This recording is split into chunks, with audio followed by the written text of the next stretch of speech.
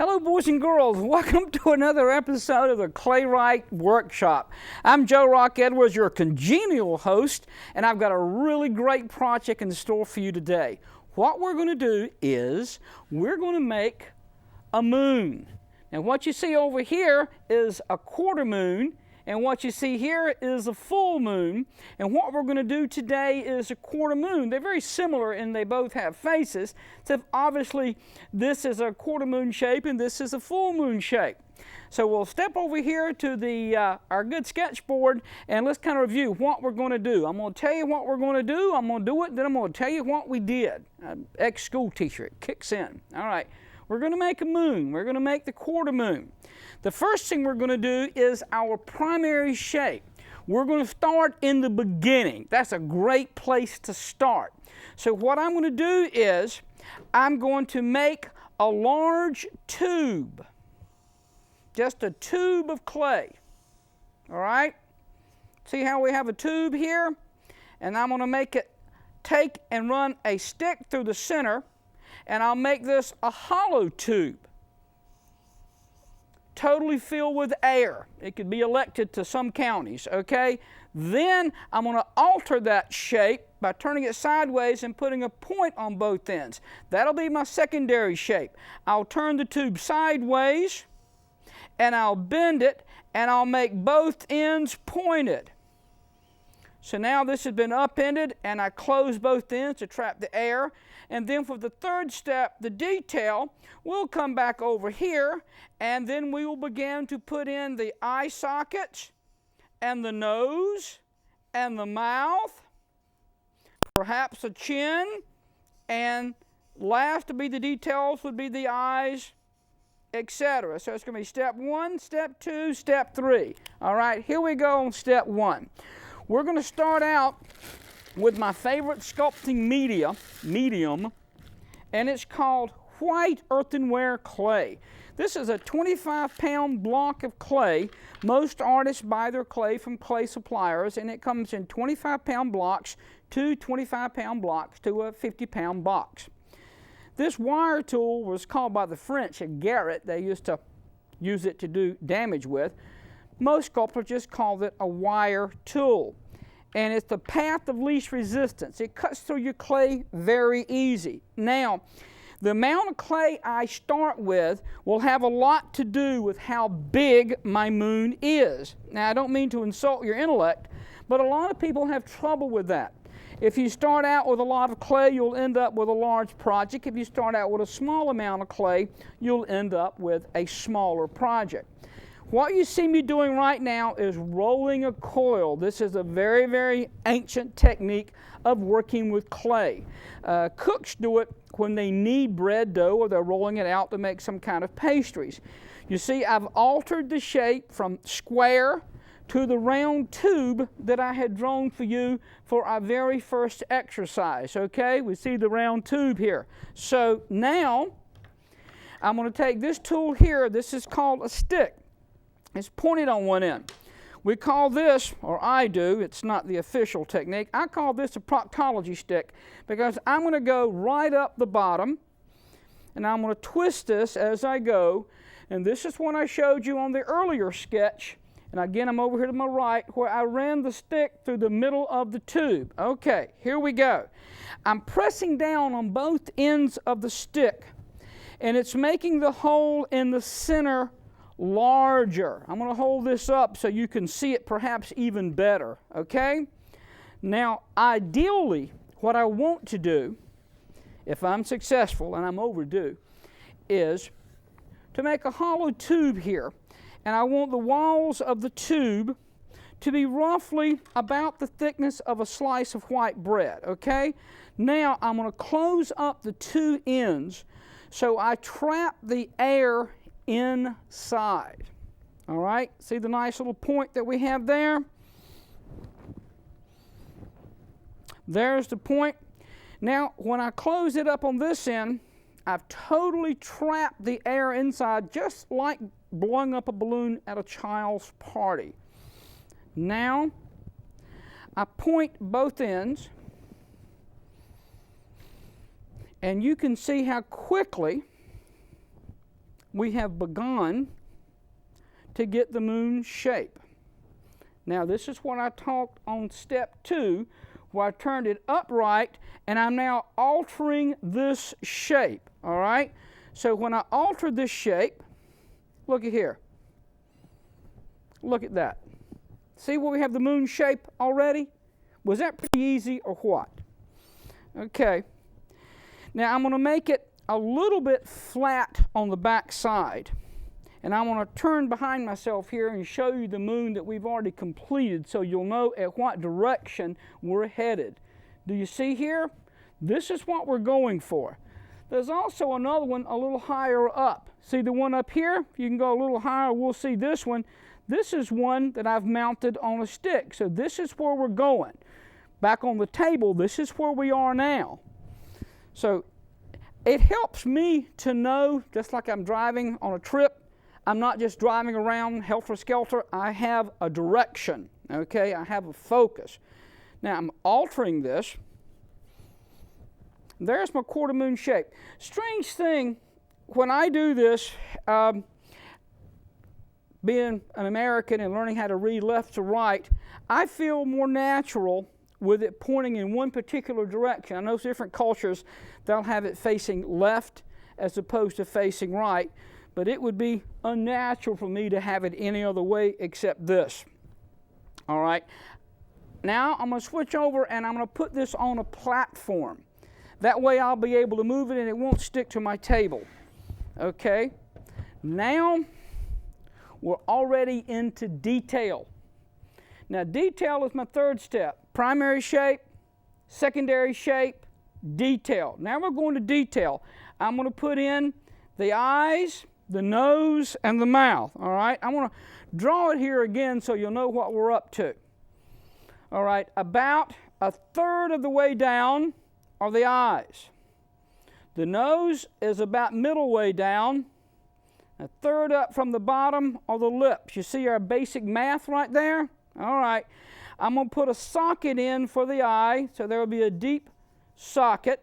And I'm going to put a bend there, and I'll probably add clay for the basic nose shape. All right. We'll probably add on the upper lip, and then add on the lower lip, and possibly even add on a little chin, not by the hair of my chinny chin chin. If time allows and I get a little anal retentive here, I'll possibly add on a little round cheekbone here. Okay, let's see what happens with that. Here we go. Hold this up so you can see what I'm doing. I'll do my math. Here comes the eye socket about a third of the way down. Hopefully you can see that already. And this develops right before your very eye. There's my eye socket. I'm going to push up a little bit. There's my nose. There's my chin. My mouth be along the middle way, okay? Now, there are only 3 ways in the entire universe a person can sculpt. Additive, subtractive, and manipulative. So what we're going to do now, we manipulated this shape. Do you recall? We took a tube and we bent it, so we've used manipulating. Now we're going to use additive. I want to get a small amount of clay. Reach over here. This is a small amount of clay. I'm going to roll it into a ball. I'm altering the shape. Now I'm going to make one end skinny and one end fat by going back and forth like this. Now we have a teardrop shape, all right? Now I'm going to fit it down so it's flat on the back side. It's flat on the back side, so I'll be able to add the nose on. See there where we're adding on? All right, now, second little helpful hint today. When you stick 2 pieces of clay together, it's not unlike a brick mason putting 2 bricks together. So I'm going to score. It's a neat term. These are the scratch marks that you see in the back of the clay. I'm going to score the nose, and I'm going to score the spot on the face here. I'm going to use water as my adhesive, like the brick mason would use mortar. I'm going to use water, and now I'm going to adhere the nose to the middle of the face where it belongs.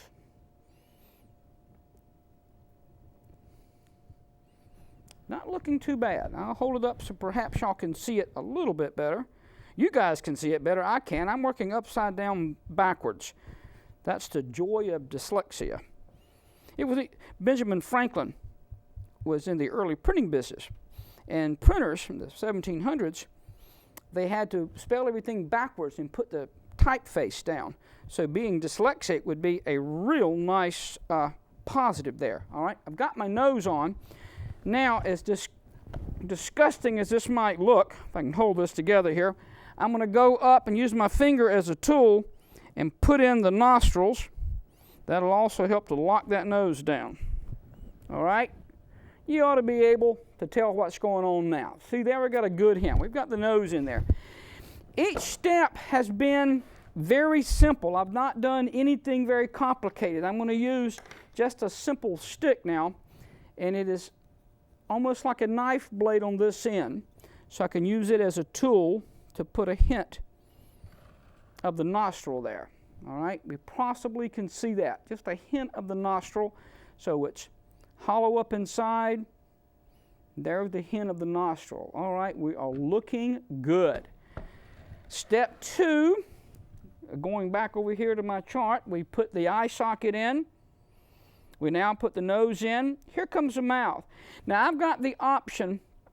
I can either manipulate by pushing that mouth in, or I can make it by adding a lip on, or I could make it by subtracting, carving out. We're doing pretty good on time, so I'm going to do it the show-off way. I think it'll be more educational. I'm going to add it. All right, I'm back over here now. I'm going to grab a small amount of clay, and I'm going to roll a coil. We knew this from my first step. A trick on rolling a coil is use the palms of your hands, not your fingers. Your fingers will put dents in it. So I'm going to use the palm of my hand. I've got a mustache situation that is fat in the middle and skinny on both ends, like a mustache. See this? All right, this is important. Now, just like the nose, a lot of repetition here. These steps are very simple. Now I'm going to throw it down so it's flat on the backside. The reason we make it flat on the backside, it gives me a larger surface as opposed to this rounded surface on top, and therefore it's going to fit into the spot here on the face a little better. And we all remember from the last trick, we score and slip. So now I go to my original here, and I score up just below the nose. I come over here onto my mustache. I score up. This is like review day, right? Now I put a little water on here. That was my glue.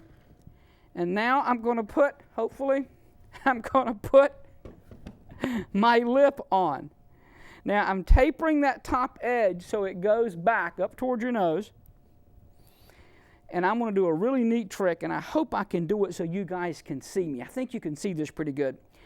Every part of the body has a name, and that little trough just below the nose, right where I'm touching now, is called the philtrum.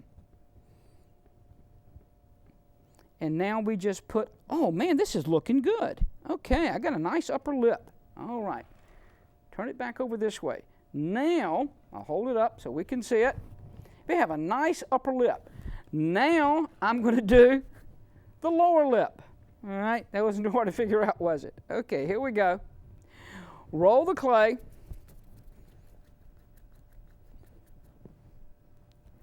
Taper it on both ends like a mustache. Throw it down so it's flat on the bottom. Score here. Score over here. Our water. This is so easy. And it is so much fun. The cool thing about this is, if your lip were bigger or smaller, that would be okay. So we're not dealing with issues about right and wrong, these anal retentive issues. Did I put the decimal point in the right place? Did I put the I before the E? This is art. This is not science. I don't think in terms of right and wrong, like liberal Democrats and Southern Baptists. I think in terms of different, and it's okay to be different. All right, here comes the lip. I'll turn this so it can face you. I put the lower lip on just below the upper lip. It's the ideal place to put it. I've worked on this many times. All righty. Oh, this is looking good. Not bad at all. I'm going to hold it up so hopefully y'all can see it a little bit better. Okay? See that lip sticking out? Isn't that cool? Okay. Now I'm going to go ahead. I have another tool over here that I like. This is nothing but a square stick. Okay, you have to get a close-up on my face. This is going to be cool. If you can imagine that I were trying to kiss this stick, I'll turn sideways, so that this edge would go right between the two edges of between my upper and lower lip. Just like that. Like I was going to kiss it. I'm going to do the same thing here with the moon. I'm going to put it in right between the lips, and that way I can lift up and give it a smile. All righty? So now we have a much better smile. All right. Now, the next shape on the face is the chin. We got the forehead, we got the eye socket, we got the nose, we got the lips. Now it's the chin. You already know this trick, right? Scratch it up a little bit. Grab a small amount of clay. Roll it into a ball. Throw the ball down. Score it on the bottom. Score it here. Take the water. Water works like glue. Wet it down good. And now we're going to add the chin. This guy's looking pretty good.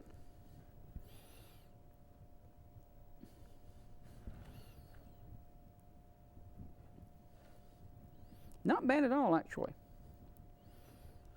All right. We're looking good. Now, I saved the eye for last. Most of my students want to start there. It's Dr. Sperry won a Nobel Prize for understanding how the right brain is different than the left brain, right hemisphere dominated. And artistic, emotional, right brain people tend to start, light the candles and bake the cake later. They get things out of sequence. So I always do the eye last, not first. We're doing things in correct sequence. This is much easier. First step was to have the eye socket. Second step is the eye ball. So I'm rolling the ball, using the palms of my hands going in counterclockwise. I score using my politically correct fork. Okay?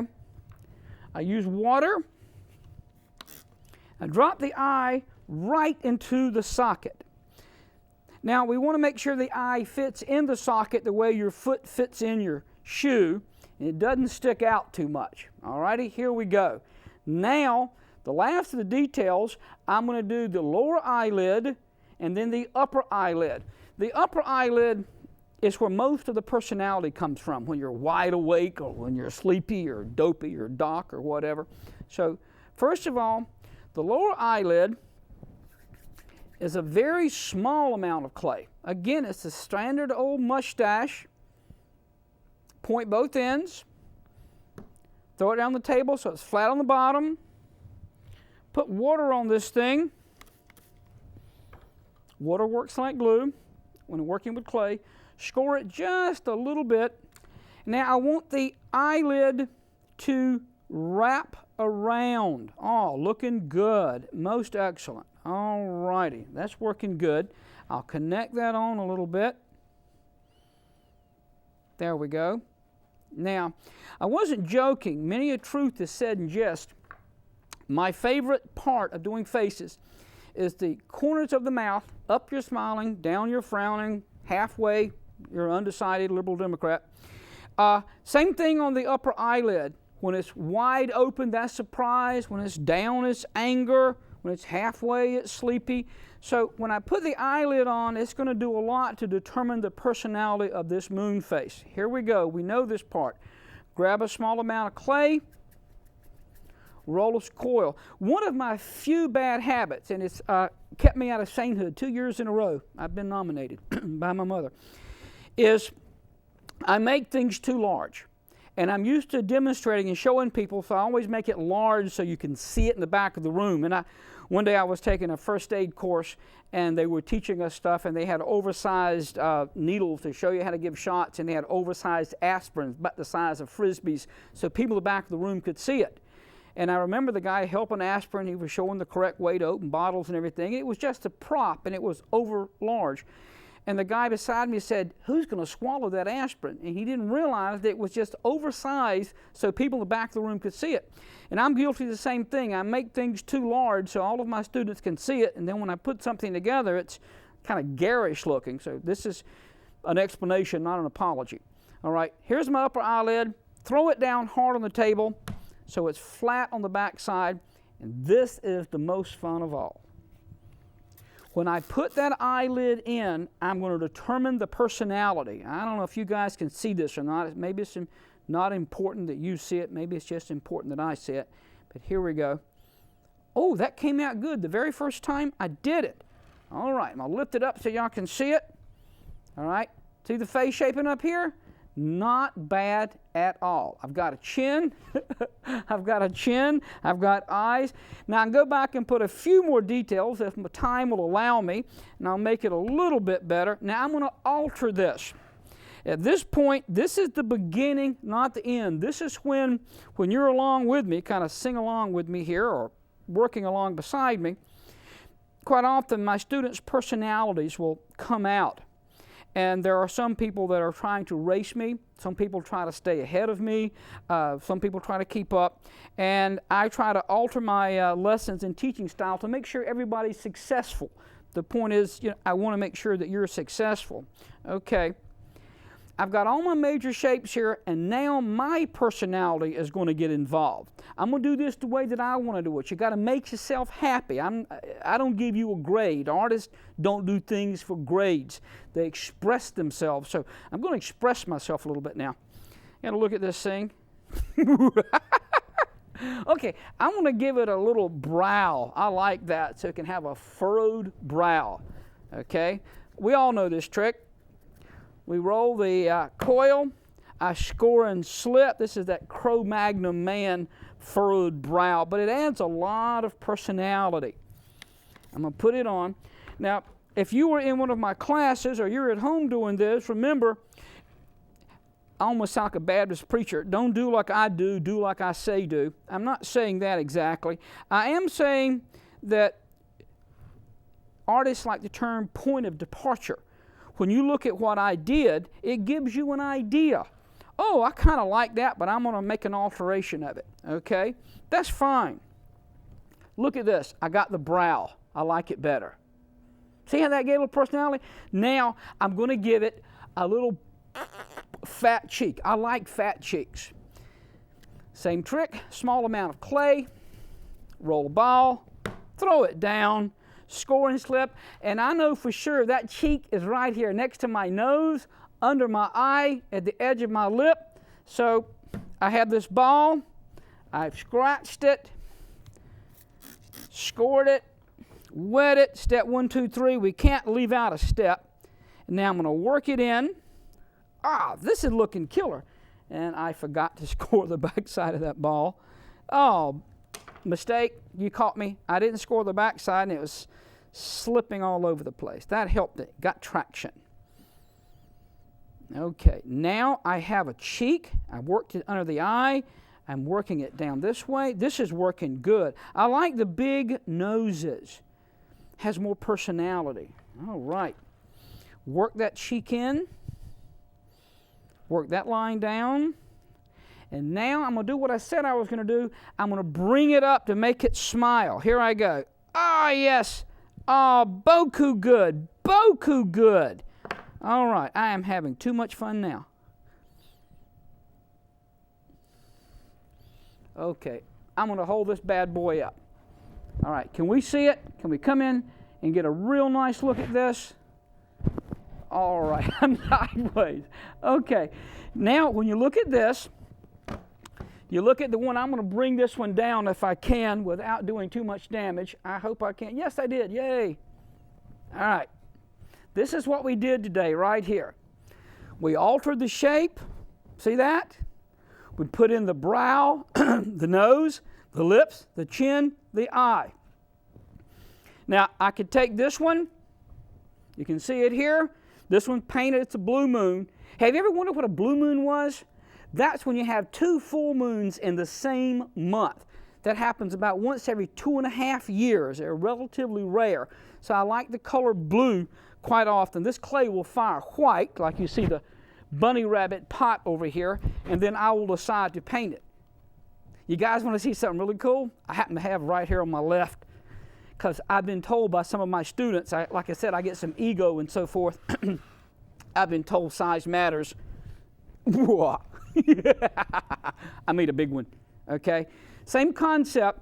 This is the same thing as a quarter moon, except it has 2 sides. It has the same cheeks, eyes, nose, etc.